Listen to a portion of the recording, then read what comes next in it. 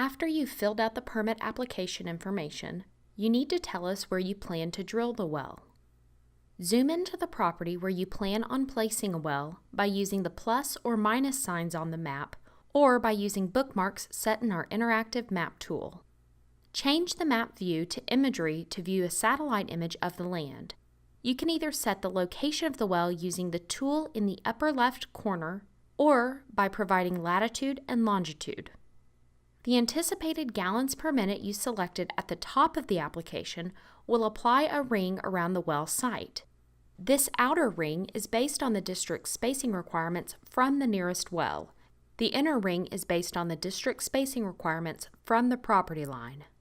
If another established well is within that outer ring, you must either move your well or lower your anticipated well yield at the top of the application.